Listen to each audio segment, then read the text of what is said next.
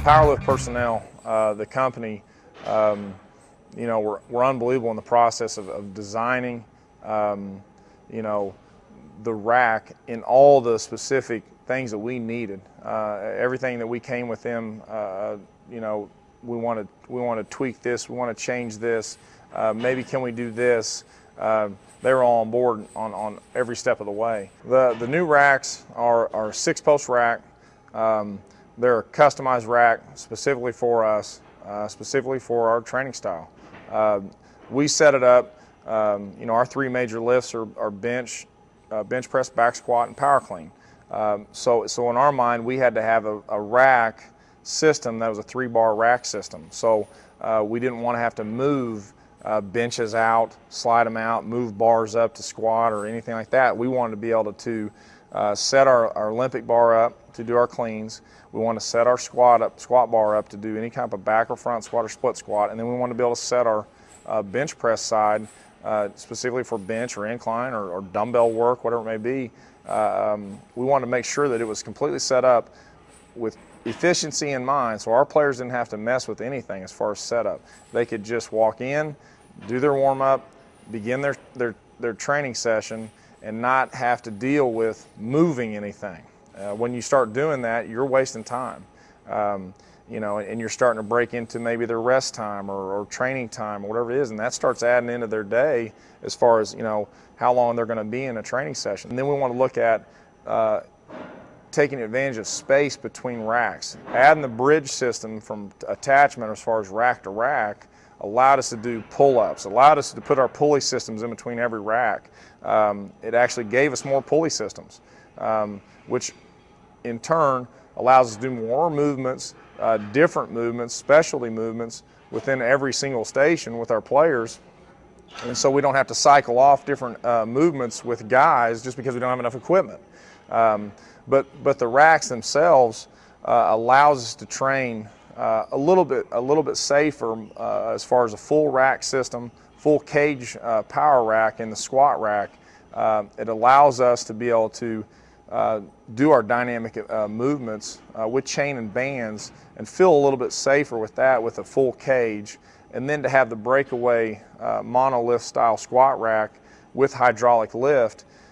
What it does is it allows a guy that's 6'4" to be able to train maybe with a guy that's 6 foot as far as being able to adjust bar heights exactly where the guy wants to be able to set the bar on his shoulders.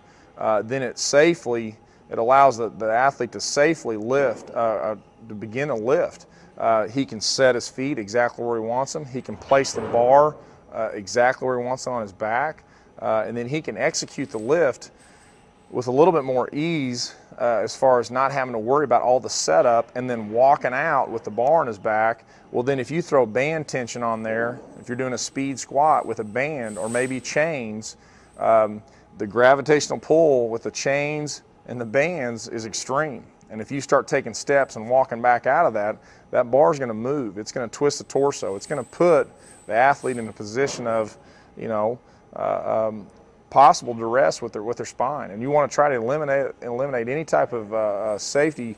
You want to add in as many safety precautions as you possibly can to prevent maybe a possible you know, a back erector sprain or anything like that. So, but really ultimately it comes back to is you want the athlete to be able to get into a comfortable position to be able to execute the lift with great technique and not have to worry about all the other peripheral things that go on in just trying to execute a lift. So the safety mechanisms and really the efficiency mechanism of the rack were all athlete in mind as far as when we put it together.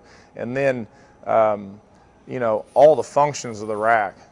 They have their chain storage there. They have their squat belt storage. They have their band storage. They've got their weighted vest storage. They've got all their specialty bars, their log bar, their safety squat bar, their fat bar, their Olympic bar, their 2 Texas power bars. Their Tendo unit holders are right there. Their Tendo units are right there. They've got their adjustable scoops for them to do multiple levels of cleaning from a stationary position. They've got their non-slip oak platform that we actually had a transparent silica put on the platform and then lacquered over and finished over the top of it, so it was a non-slip platform, but still an oak platform so it still had that good feel when they power cleaned. And then it was a flush platform to the ground, so inlaid in the floor.